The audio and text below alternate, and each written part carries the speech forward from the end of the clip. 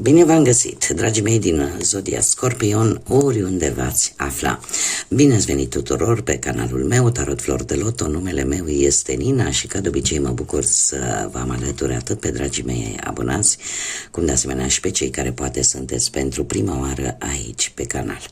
Azi voi face o lectură temporală, așa cum v-am obișnuit, o lectură fără limită de timp, o lectură pe care voi să o puteți urmări oricând doriți sau atunci când apare în viața voastră. Desigur, dragilor, nu uitați, ca de fiecare dată vă readuc aminte, voi sunteți stăpânii propriei voastre vieți, voi vă construiți viitorul, așa că vă rog să luați decât acele mesaje care rezonează cu voi, iar restul lăsați-le să zboare în univers, pentru că sigur sunt pentru alte energii, pentru alte persoane care într-o mai mică sau mai mare măsură au o legătură cu Zodia Scorpion. Așa că, dragilor, toți cei care aveți soare, lună, Venus, ascendentul sau oricare alt aspect astral important pentru voi din harta voastră natală și care are legătură cu Zodia Scorpion, atunci această lectură este de asemenea și pentru voi.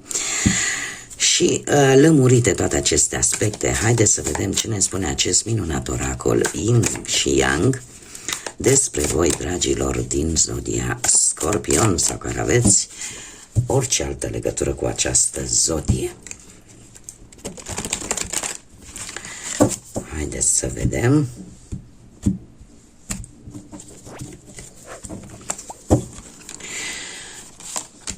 Cum sunteți acum? Dragilor, sunteți într-o legătură foarte strânsă, sufletește, cu cineva, cu poate un suflet pereche, aveți un parteneriat foarte unit. Este o legătură poate chiar dintr-o viață anterioară, ceva din trecutul vostru se reîntoarce, cumva retrăiți niște emoții, niște lucruri foarte intense, mai ales la nivel emoțional. Ce vă face pe voi un pic vulnerabili? Faptul că încercați să închideți, să țineți închis ceva.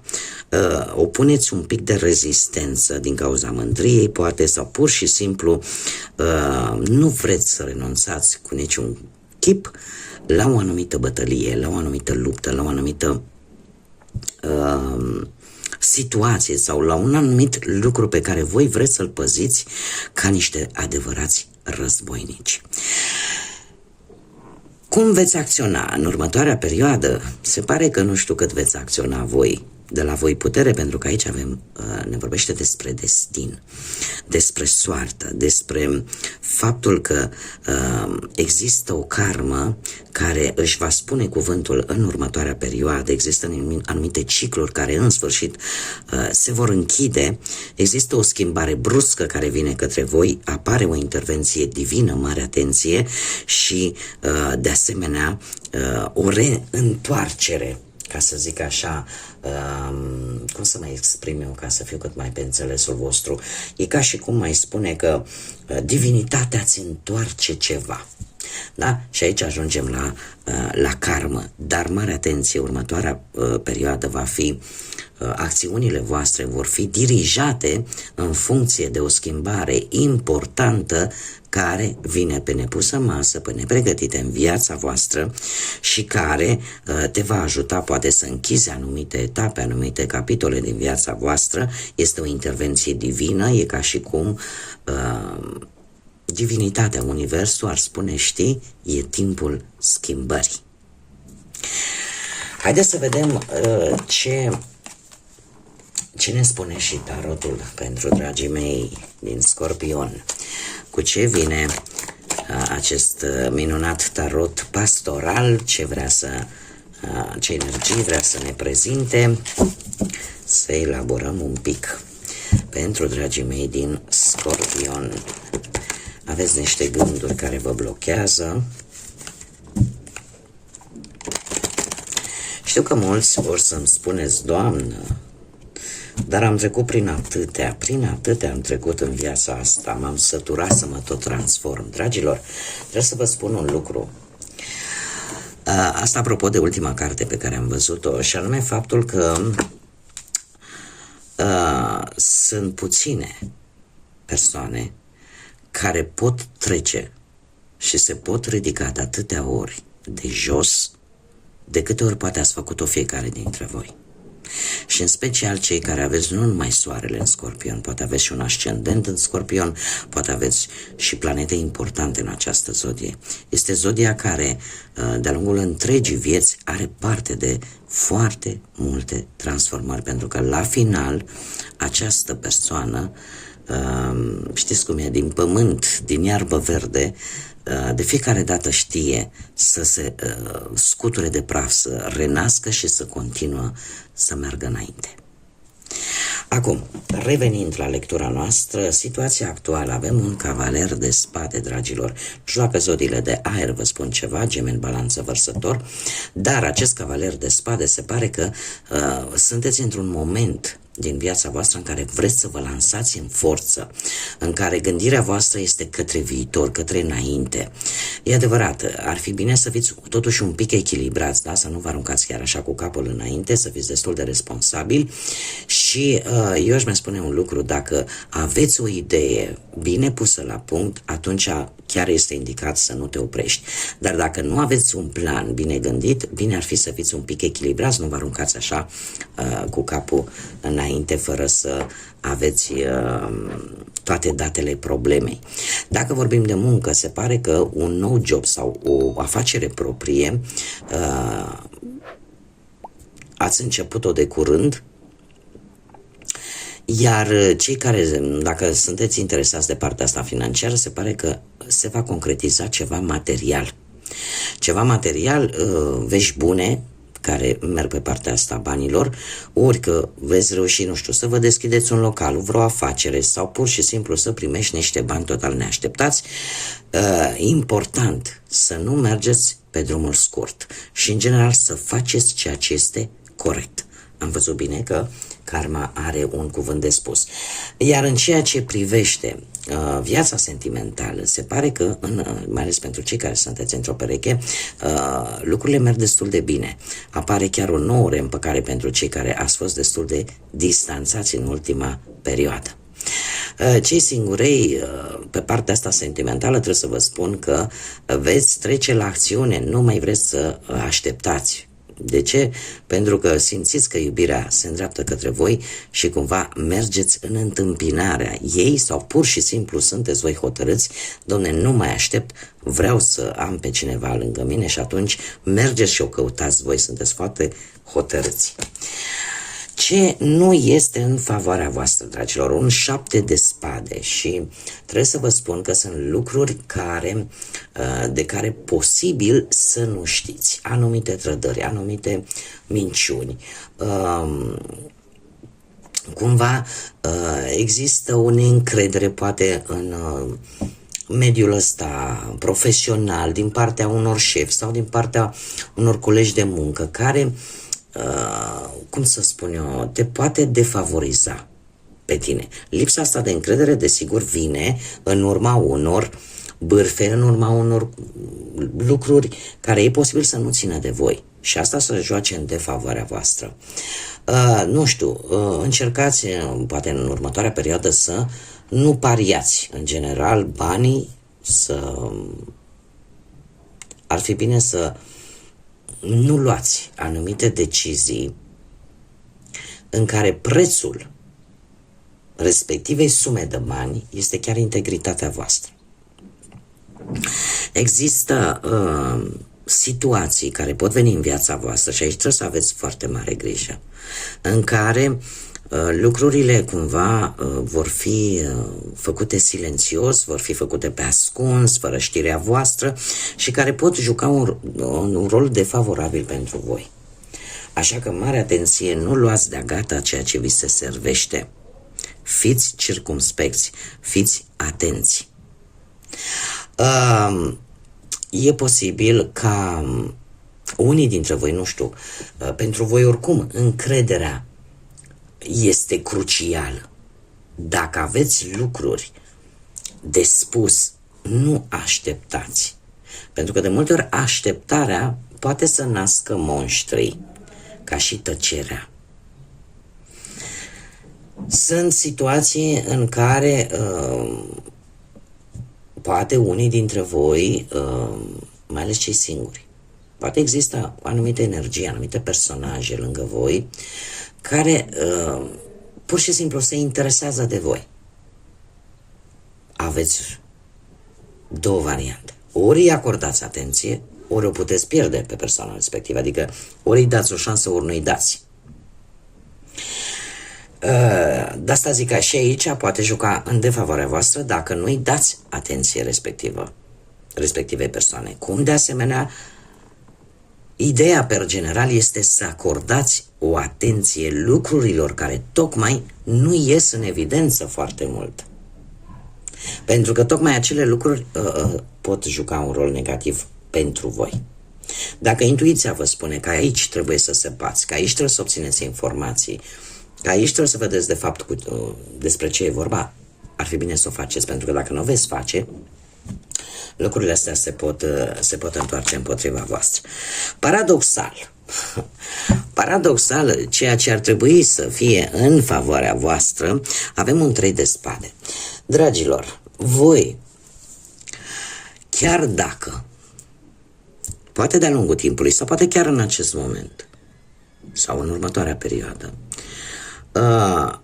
ați trecut, veți trece, sau treceți chiar în acest moment, printr-o durere emoțională, printr-o stare de singurătate la maxim, printr-un refuz, prin suportarea unor consecințe la o alegere nu tocmai inspirată pe care ați făcut-o. Dar pe voi toate lucrurile astea negative, pe voi vă fac mai puternici. Paradoxal că ceea ce este în favoarea voastră este tocmai acest lucru. Pe voi nu vă poate doborî atât de ușor o situație. Chiar dacă aveți momente când spuneți păi mi s-a luat, am obosit, nu pot să cred că de câte ori mă ridic, mai stau un pic și iar mai primesc câte una și iar sunt doborât dar de fapt lucrul ăsta pe voi vă face să fiți, știu că nu este tocmai cea mai bună comparație, dar știți că cea mai dur material din piele e ăla care e tăbăcită bine. Da? Și faptul că voi știți deja, voi știți cum e să suferi, știți cum e să fie acolo jos, în noroi. Voi ați mai trecut prin asta. Voi aveți deja capacitatea să treceți prin niște lucruri pe care alții posibil să li se pară dezastroase. Pentru voi nu. Voi știți cum să abordați o problemă. Tocmai faptul că ați trecut prin atât de multe lucruri negative de-a lungul vieții, prin aceste experiențe dure, indiferent că ele au venit pe parte sentimentală, că au venit pe parte financiară sau profesională, voi v-ați ridicat de jos de fiecare dată. Și asta pe voi vă face mai puternic, asta vă va ajuta pe voi în următoarea perioadă și va juca un rol favorabil pentru voi. Acest 3 de spade, nu știu, poate că chiar dacă cineva este recompensat la locul de muncă, dar nu pentru ce a muncit persoana respectivă, ci pentru ce ați muncit voi. Cumva pe tine asta nu o să zică m-a dărâmat, uite ce mi-a făcut. Nu, voi imediat căutați soluții. Da, nu sunteți, ați ajuns, cel puțin unii dintre voi, în stadiul în care găsiți soluția mult mai rapid și nu vă mai doboară orice lucru. Sau aveți anumite discuții, aveți anumite neînțelegeri, poate în relație. Sunteți conștienți că atâta timp cât nu se știe un adevăr, dar există sentimente adevărate, relația se poate salva. Deci sunteți conștienți că o relație se poate salva cu adevăr și cu sentimente adevărate, cu emoții adevărate.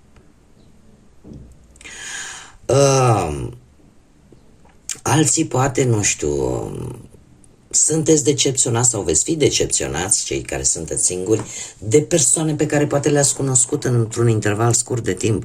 E ca și cum ai spune, nici nu mă așteptam la altceva. De ce? Pentru că voi ați mai trecut prin aceste experiențe. Și nu e nimic care să vă doboare, pentru că sunteți acolo tăbăciți de toate experiențele astea pe care le-ați avut. Iar asta va juca un rol favorabil pentru voi, pentru că veți putea trece printr-o situație destul de complicată pentru mulți alții, pentru voi nu. Pentru veți găsi cea mai bună soluție. Ce puteți controla în următoarea perioadă? 1, 2 de spade. Dragilor, pe ce să puteți controla decât alegerea. Alegerea unor opțiuni. Chiar dacă este foarte dificil de ales stânga sau dreapta, da? Nord sau sud. Voi, chiar dacă veți avea această responsabilitate de a decide, pur și simplu, prin logică, prin rațiune, veți vedea dacă e nevoie să aveți o înțelegere sau nu cu o anumită persoană sau o înțelegere în unei anumite situații. De voi depinde dacă veți rămâne blocați în așteptarea unui răspuns sau mergeți și cereți o altă opinie. De voi depinde dacă puteți ține un control al banilor, dacă cheltuiți emoțional sau nu, sau veți fi prudenți. De voi depinde și la voi stă puterea de a rezolva anumite probleme și a avea acel echilibru în pereche, dacă există probleme. De voi depinde dacă, dacă veți căuta pe cineva, sunteți singuri și vreți să căutați o pereche pe termen lung, dar tot de voi depinde dacă voi ați vindecat anumite răni din trecut, din interiorul vostru, înainte de a face acest pas. Da? Ca să nu intrați într-o nouă relație cu răni nevindecate din trecutul vostru. În schimb, ce nu puteți voi controla, dragilor? Și avem aici, nu știu dacă zodia Leu vă spune ceva, poate să fie cineva din Leu. Dacă nu, ce nu puteți voi controla, dragii mei, este faptul că cumva există o putere interioară pe care nici voi nu vă imaginați cum de o aveți. Este ceva ce parcă nu puteți controla. Pentru că în momentul în care aveți de rezolvat o anumită situație, sunteți conștienți că multe și foarte multe dintre situațiile care ne apar de-a lungul vieții nu se rezolvă nici cu violență, nici cu agresivitate, se rezolvă cu, cu o strategie. Știu că sună un pic, nu știu neapărat dacă urât, dar manipularea cuvintelor, manipularea felului în care comunicăm cu ceilalți. E o artă. Și știu că e o artă care o putem folosi într-un mod foarte pozitiv, da? Atât pentru noi cât și pentru alții, dar e ceva ce voi parcă nu puteți controla. E ca și cum vine din interiorul vostru. Nu știu, poate că unii dintre voi aveți acea abilitate de a rezolva o anumită problemă, poate la nivel profesional, sau să faceți o schimbare benefică, dar folosindu-vă de cuvânt, folosindu-vă de acea putere internă pe care, cum bine îmi spun cărțile, nu o puteți controla, pur și simplu. E ceva care vine și se întâmplă. Alții, e posibil să aveți norocul de partea voastră, nu depinde de voi, norocul este ceva care azi e, mâine nu mai e. Și e posibil să nu depinde de voi și să dea pur și simplu norocul peste voi și să reușiți, nu știu, să vă cumpărați ceva la care voi ați visat de multă vreme. E posibil de asemenea să ai momente senzuale, pasionale în relația ta, care desigur nu depind numai de tine. Nu deții tu controlul, depind de cealaltă persoană și de sentimentele care le are vis-a-vis de tine. Cum, de asemenea, chiar și cei singurei,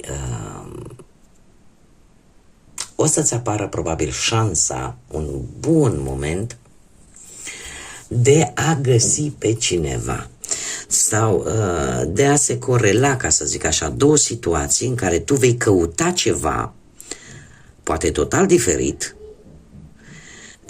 și să găsești altceva. Adică, nu știu, dau un exemplu penibil acum, mă duc la magazin să-mi fac cumpărăturile, da?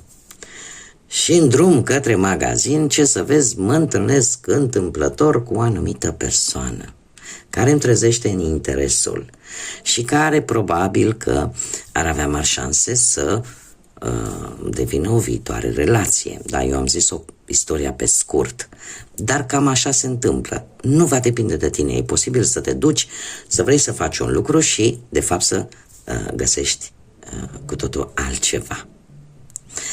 Sau pe lângă respectivul lucru să te mai alegi cu ceva, care nu este, zic eu, rău. Acum, haideți să vedem ce mesaj are copilul interior din voi, dragilor, pentru următoarea perioadă, pentru dragii mei din Scorpion, un mesaj pentru voi, dragii mei din compasiune. Pentru dragii mei din Scorpion, haideți să vedem, compasiune, și avem așa, atât partea de lumină care ne vorbește de empatie, de blândețe, de înțelegere, cât și partea de umbră care ne poate vorbi de indiferență, de prejudecată. Toate aceste lucruri se pot vindeca prin compasiune. Cultivă-ți compasiunea în inima ta.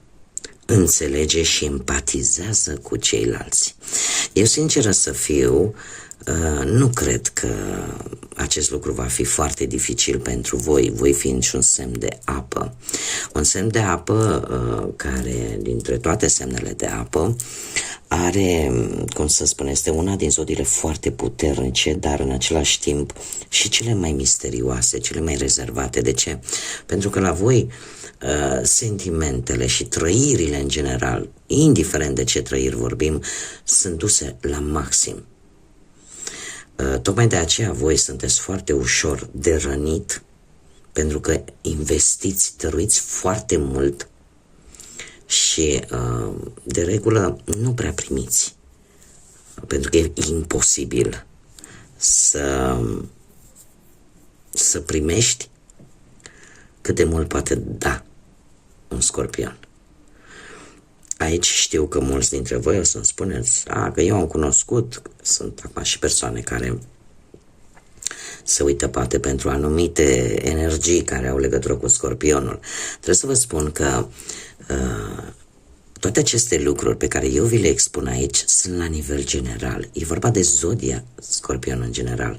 E posibil ca să cunoașteți energii din Scorpion care să ziceți, doamne, nu e adevărat. Păi eu l-am cunoscut pe Cutărică și Cutărică n-are nicio legătură cu ce spui matale aici. E perfect adevărat, pentru că așa cum eu am făcut o serie de lecturi, pentru cei care sunteți interesați puteți să le găsiți pe YouTube, într-o listă care se numește Zodiile și Decanilor, în care veți vedea foarte clar că se delimitează fiecare zodie în parte, are 3 decani, care la rândul ei are anumite influențe de ascendent, de planete și așa mai departe. Dar, per general, un Scorpion de regulă dă totul, adică merge pe ideea totul sau nimic.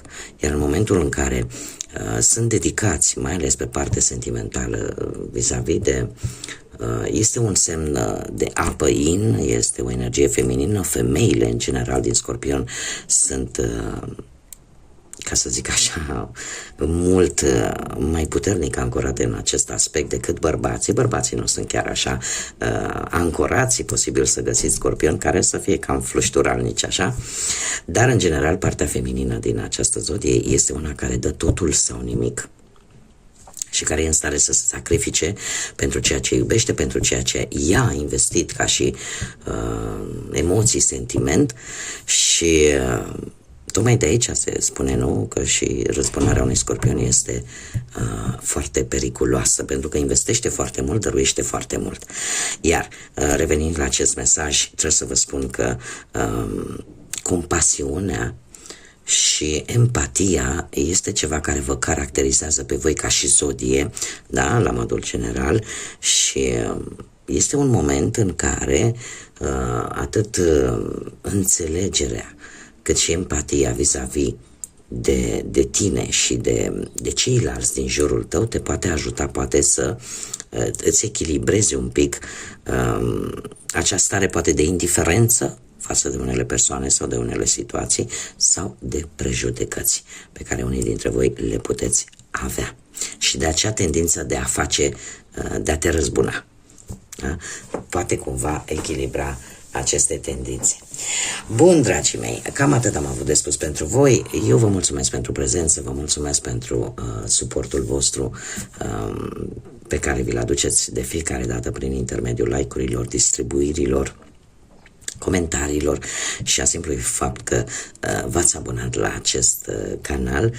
Invit, desigur, pe toți cei care încă nu au făcut-o să ne întâlnim cu toții aici la fiecare lectură, iar și desigur mii de mulțumiri pentru toate aceste lucruri minunate pe care voi le faceți, iar până data viitoare când ne vom reîntâlni, eu vă doresc tot binele din lume, fiți înțelepți, să aveți parte de multă energie pozitivă și desigur să fiți iubiți, dragilor.